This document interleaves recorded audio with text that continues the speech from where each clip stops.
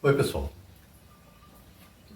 para complementar o vídeo que eu fiz há algum tempo atrás sobre 12 ferramentas que eu mais utilizo, agora eu vou falar sobre 11 coisas que eu não estou mais utilizando no cultivo indoor. Algumas coisas eu já descartei logo de cara, quando eu comecei a cultivar dentro do apartamento. E outras coisas eu fui descartando ao longo do tempo e algumas coisas eu descartei, parei de utilizar bem recentemente.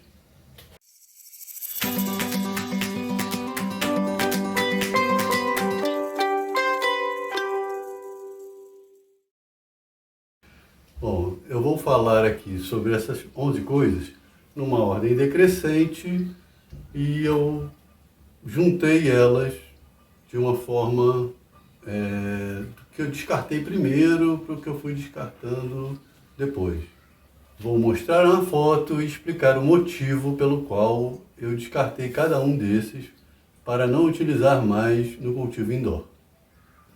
Bom, para quem conhece, quem acompanha meu canal, conhece essa planta aqui, que é o meu Ficus nerifolia, que sofreu um estresse hídrico no ano passado e eu estou já há 10 meses recuperando ele. Ele perdeu todas as folhas, perdeu vários galhos e agora já está praticamente pronto para começar o refinamento dele e ele voltar a ficar bonitinho. Esse aqui é um dos meus ficus australianos. Esse está com a estrutura dele já praticamente pronta. E agora eu estou começando o refinamento para melhorar a ramificação e a redução das folhas. Bom, agora vamos falar dos 11 itens que eu não utilizo mais. Bom, de cara, a primeira coisa que eu descartei, não tinha como eu utilizar no cultivo indoor, foi a bacia. A bacia é muito usada para a gente engordar o tronco das plantas. A gente planta numa bacia e melhora, deixa a planta crescer e engrossa o tronco da planta rapidamente. Só que não tem como a gente fazer isso tendo um espaço extremamente limitado dentro de um apartamento. Logo em seguida, outra coisa que foi descartada, eu até tentei usar no início, mas não deu certo, foi o escorredor de macarrão. O escorredor de macarrão feito de plástico, que a gente utiliza para aumentar a ramificação das raízes. Ele muitas vezes é utilizado também em conjunto com a bacia, uma técnica que tem chamada de escorredor e bacia. Bom, meio óbvio, né? Eu percebi que faz muita sujeira. Não fica legal você usar isso dentro do apartamento. Ele acaba soltando muita terra pelos furos do escorredor e não é nada prático. Além disso, o substrato seca rápido demais no escorredor. E quando você está num apartamento onde venta muito, aqui no meu caso, eu tenho uma umidade do ar baixíssima e muito vento. Isso matava as plantas, secava o substrato muito rápido e fazia uma sujeira danada. Então foi outra coisa que eu descartei.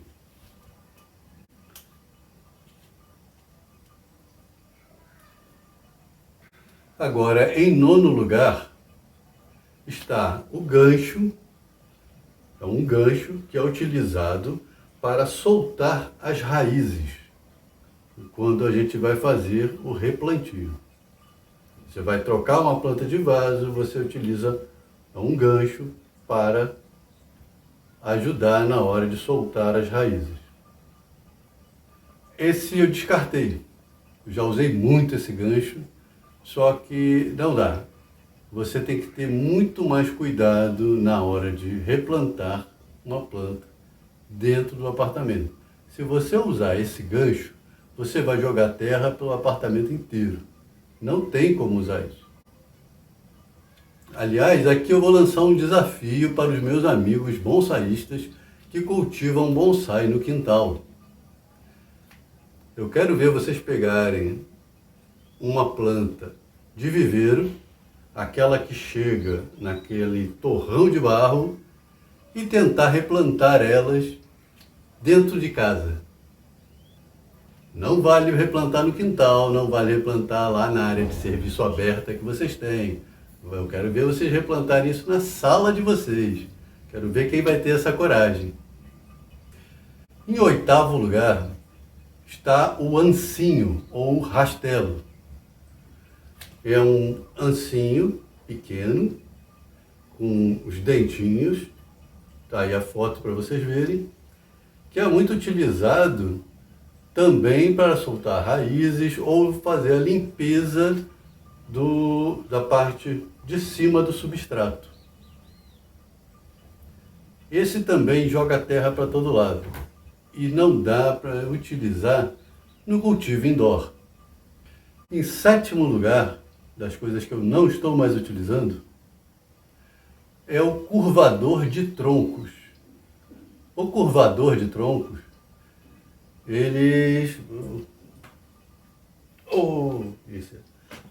essa aqui é só adora um colo. Você não pode estar fazendo nada aqui que ela vem para o colo, né? Até que ela não trabalhou, não comeu muita planta não. Ela está aqui há uns 2 meses aqui em casa, mas até que ela não comeu muita planta não. Ela não ficou atacando muito não. Fez pouco estrago, por enquanto.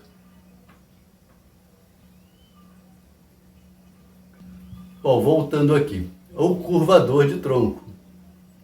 Eu até procurei o meu, mas eu não achei. Eu não faço ideia de onde ele está, de tanto tempo que eu não utilizo ele. O curvador de tronco, você precisa isolar muito bem o tronco antes de utilizar ele.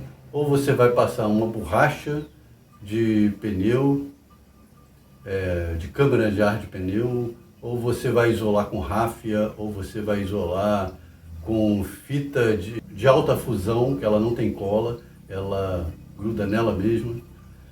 Então, assim, alguma coisa você tem que passar para proteger o tronco. Porque na hora que você começar a apertar o curvador de troncos, ele pode machucar a casca da sua planta, se você não tiver feito essa proteção. Mas por que eu parei de utilizar? Eu parei de utilizar porque as minhas plantas são pequenas.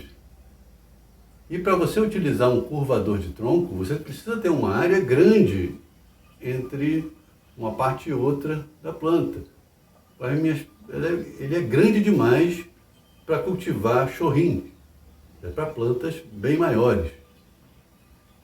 Então, pessoalmente eu não gostei muito da forma como ele faz essa curvatura do tronco. Pode ser que muita gente goste. No meu caso, eu não gostei. E para mim também não se aplica mais, por causa do tamanho das plantas que eu cultivo. Então ele virou totalmente desnecessário. Em sexto lugar, tem um regador comum. Eu usei por muitos anos o regador comum, ou os regadores com chuveirinho, que vocês estão vendo aí na foto. Só que agora, o meu melhor regador é o regador de pressão. O regador de pressão te dá inúmeras possibilidades. Ele te auxilia, é um pouco mais demorado para molhar a planta, mas ele não joga a terra fora. Você consegue regar plantas bem pequenas, vasos bem pequenos, com extrema facilidade. E vasos grandes também. Ficou muito mais prático, muito mais fácil utilizar regadores de pressão do que utilizar regadores comuns. Em quinto lugar estão os adubos sólidos, ou seja, bocashi, Thai Gold, humus de minhoca, farinha de osso, torta de mamona, qualquer adubo sólido eu não estou mais utilizando. Por que isso? O adubo sólido, ele é excelente para as plantas, tá? Esses adubos que eu estou falando são ótimos para as plantas, fazem muito bem para as plantas. Mas no cultivo indoor, além de eles darem mau cheiro, eles juntam muita mosca dos fungos. E você está cultivando dentro de casa. Cultivando dentro de casa, você não quer um monte de mosca voando dentro da sua casa, nem um cheiro de podre dentro da sua casa. Fica um fedor terrível, enquanto esse adubo está se decompondo. Então eu parei já há muito tempo de utilizar adubos sólidos. Para quem cultiva no quintal é excelente, mas para quem cultiva dentro de casa é uma péssima opção.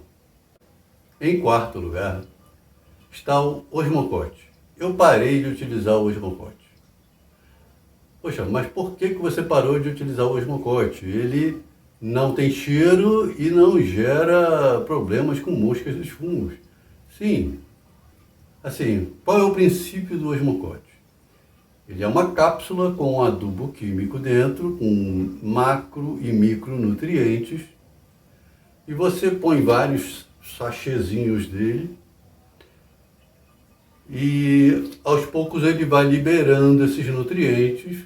Então ele libera aos poucos para não causar problemas com as plantas, para as plantas não crescerem rápido demais, ou para não queimar as raízes das plantas. Só que você nunca sabe qual nutriente acabou primeiro, ou qual nutriente que está realmente saindo da cápsula e indo para o substrato. Então, eu parei de usar há bastante tempo esse osmocote. Eu percebi que nos primeiros dias que você coloca, primeira semana, funciona bem legal. Só que depois de um tempo, parece que ele perde o efeito, ou ele consome, ele libera alguns nutrientes mais rápido que outros. E eu não curti, eu não gostei do osmocote. Muita gente gosta, muita gente usa, acha excelente. Como eu já me aprofundei muito sobre vários tipos de fertilizantes, tanto naturais quanto minerais ou químicos, eu aprendi muito sobre isso. Então eu simplesmente descartei o osmocote. Bom, em terceiro lugar, logicamente, já que eu não uso nem adubos sólidos, nem o osmocote, eu também não estou utilizando o porta-adubo, que não faz o menor sentido. Só se for para enfeitar. Então uma coisa que eu descartei e já doei todos os meus foram os porta-adubos. Não uso mais. Simplesmente porque não tem mais utilidade nenhuma. Em segundo lugar, uma coisa que eu descartei, realmente eu não utilizo mais, é terra vegetal. A terra vegetal sofre com o mesmo problema de você colocar um adubo, menos, mas sofre. Tem muita matéria orgânica na terra vegetal. E essa matéria orgânica entra em decomposição. E eu não quero isso. Hoje a única matéria orgânica que eu coloco é casca de pinos, triturada, somente isso. Junto com areia e caqueira. Dependendo da planta eu só uso areia, dependendo da planta eu só uso caqueira. Ou eu faço uma mistura dos três, dependendo do tipo de planta que eu estou utilizando. Ó, essa aqui está utilizando os três, areia, caqueira e casca de pinos. Essa aqui também, areia, caqueira e casca de pinos. E é só isso. Eu tenho planta só com caqueira, eu tenho planta só com areia, mas terra vegetal eu não utilizo mais, justamente para evitar a proliferação de moscas e para simplificar na hora de preparar o substrato. Em primeiro lugar, são os inseticidas e venenos para as pragas das plantas. Eu parei de utilizar esses inseticidas por vários motivos. Um é que as minhas plantas ficam no local onde é a entrada de ar do apartamento. O vento vem da minha sacada para dentro da sala. E se eu aplicar qualquer coisa ali, o vento vai trazer para dentro do meu apartamento. Então não tem como eu usar inseticidas sem intoxicar quem está dentro de casa. E o inseticida, ele deixa resíduos nas plantas. E os gatos acabam indo lá, eu corro o risco deles irem morder uma folhinha e se intoxicar também. Então, o combate de pragas hoje, eu utilizo apenas a água oxigenada e o álcool isopropílico. Uma outra coisa também é o álcool etílico 70%, que também está sendo vendido em mercado, é fácil de encontrar. E eu tenho vários vídeos aí no meu canal ensinando como utilizar. Então todas as pragas eu combato com isso, não utilizo inseticidas. Eu já vi amigos meus utilizando inseticidas cada vez mais fortes nas plantas. Alguns são inseticidas que a pessoa tem que utilizar aquele EPI. Olha aí a foto para você entender o que é. Tem inseticidas que precisam utilizar estes equipamentos para vocês aplicarem. E eu vi amigos meus utilizando esses inseticidas nas plantas deles. E isso eu achei um absurdo. Eu já achava um absurdo usar um inseticida normal. Agora, utilizar inseticidas perigosos, eu já acho muito absurdo.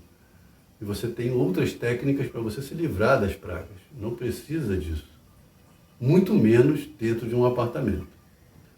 Pessoal, não esqueçam de deixar comentários nesses vídeos para que vocês possam participar dos sorteios que eu vou fazer do fertilizante que eu desenvolvi para cultivo indoor. A minha ideia é fazer um sorteio a cada 2 meses. O primeiro vai ser agora no final de fevereiro. Então, deem uma olhada no vídeo das regras do sorteio e se vocês quiserem participar é só seguir ali as regras. Eu espero que vocês tenham gostado desse vídeo.